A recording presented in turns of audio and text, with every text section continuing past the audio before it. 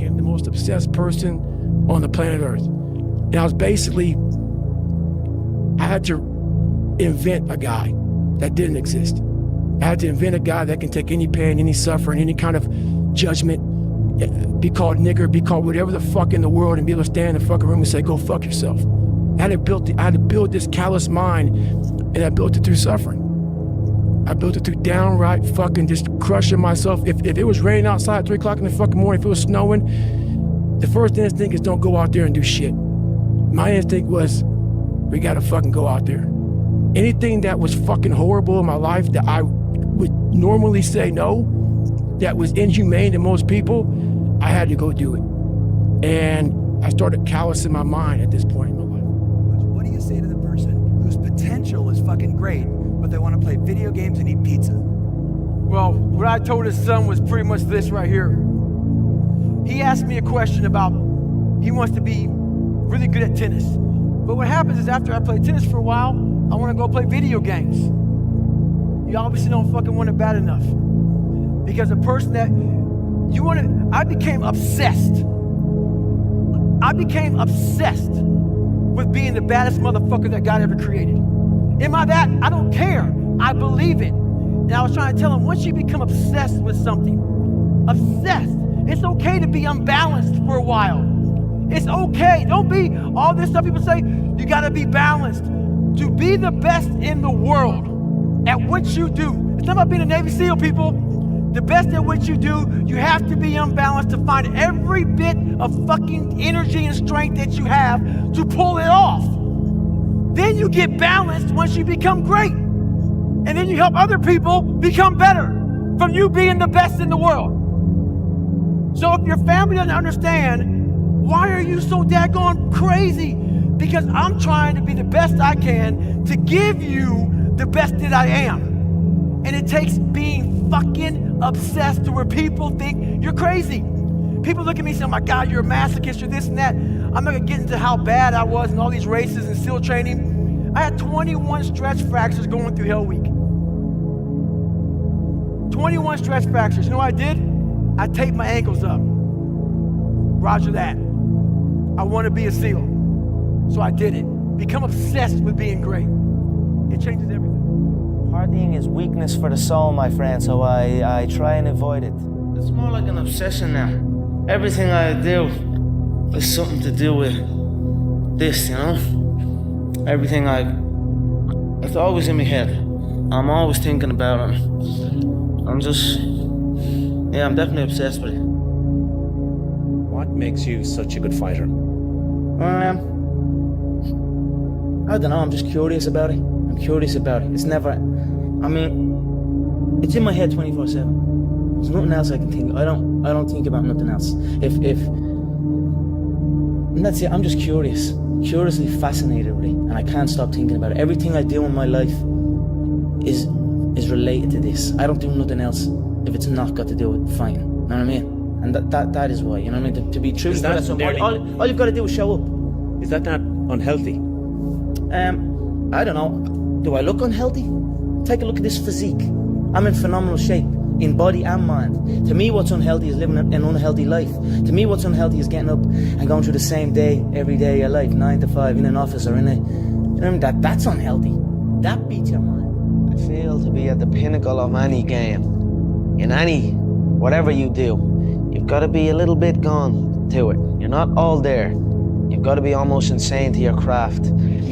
Not a lot of people can understand that. That's why I don't know about nothing else. I do not pay attention to nothing else. There was games of football on yesterday, there was rugby, there was this, there was that. And like normal society is like, let's talk about this, and let's engage in this. And I can't do it. I just don't, people are talking to me, and in my head I'm counting something. I'm counting up a number, or I'm knee deep in a sequence on the mat or on the feet. That's my life, sequences and numbers, nothing else. I cannot pay attention to nothing else. I know, nobody can tell me that I move the same as any of these guys, because I don't move the same. I move differently, I move unique, and I know I move unique. Not only that, I speak unique, I act unique. I'm just different than these people. If you can see it here, and you have the courage enough to speak it, it will happen. So I see these shots, I see these sequences, and I don't shy away from them. A lot of times people believe in certain things, but they keep to themselves. They don't put it out there. If you truly believe in it, if you become vocal with it, you are creating that law of attraction, and it will become reality. Set a time to train at that time. Set a time to go to sleep at that time. Set a time to get up at that time. Don't tell yourself you need to do something and then don't do it. That's what I was talking about with Ariel. I knew in my head I was saying, get up at this time. I didn't get up at that time. Train at this time. I didn't train at that time. Don't eat this. I ate that. Don't drink that. I drank it. And these all just infiltrate my mental strength. Just little kind of defeats. Exactly, little defeats instead of wins. And it just culminates into, and you just don't want to be here. So I'm just figuring myself out. The struggle, you know, when things are going good and you visualize these good things happening, you visualize more good things happening, that's easy. What's not easy to do is when things are going bad and you're visualizing the good stuff. And that was what I was able to do. I had no job, you know what I mean, or whatever. Didn't know what I was doing. If it didn't happen, it didn't happen. Still was able to feel like it was. I still was able to go into a different, just like use my imagination, like a kid would use his imagination. I was basically just using my imagination. And when I visualized that, and I swear to God, sitting in the traffic and all, I visualized, I'm sitting here holding the steering wheel, visualizing a brand new car, and visualizing good things in times of struggle. When you can do that, I think that really makes that law of attraction work. I think it really attracts to you more. You know what I mean? Because that is harder to do. You have a clear picture in your head of something is going to happen, a clear belief in that it will happen no matter what. Then nothing can stop it. You know what I mean? It is destined to happen, and that's what happens. Is Conor McGregor for real? 100%, man. You know, for real. I'm telling people I'm going to do anything. You think now people will start believing? I don't give a shit what people say. I never did. I never do. I told you before the fight I was the shit. I'm telling you right now I'm the shit. What people say does not matter to me, because whatever you do in life, good or bad, there's always going to be somebody. You know what I mean? So I don't give a shit. With all due respect to everyone, fuck everyone. I'm just here for my own. On the topic of art, I wanted to read you a quote from 2013 that you said. It's really poignant, and I think it deserves to be read out in full, so just bear with me. I've lost my mind on this game, like Vincent van Gogh, dedicated his life to his art, and he lost his mind in the process. That's happened to me, but fuck it. When that gold belt is around my waist, and my mother has a big mansion, my girlfriend has a car for every day of the week, and my kids' get everything they ever wanted, then it will pay. Then I'll be happy I lost my mind. Can you just reflect and talk to me about how that makes you feel hearing that in 2021? You know, it's been some ride. I've got it done, and I'm up here, mad as a brush. You know what I mean? I've been through it all, my friend. You know, I appreciate that, and it's been a wild ride for me. It's not been easy at times, but you know, what a life. And I tell you what, I wouldn't want it to be any other way. Lost my mind doing this game, yes. Like Vincent van Gogh. He dedicated his life to his art and lost his mind in the process. That's happened to me. But when that gold belt is around my waist, when my mother has a big mansion, when my girlfriend has a different car for every day of the week, when my kids have everything they ever want, then it will pay.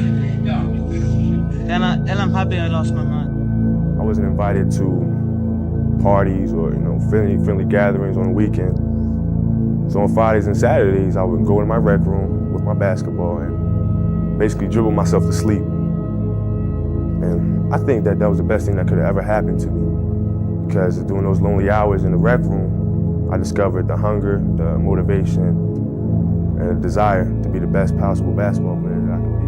It was isolation, it was visualization, it was motivation, and it was dedication. There was nothing else going on in my life, you know what I mean? And you don't like people too, right? I mean, it's not that I don't like people, it's just that I'd rather just, this needs to be, to get to the level that you need to get to the pinnacle, it needs to be like that. It needs to be no outsiders. It needs to be, you need to have your team and your focus, and that's it. I don't need friends that aren't involved in this game, or that aren't on the same path, you know what I mean? Because it's just not, it doesn't make sense. I wasn't invited to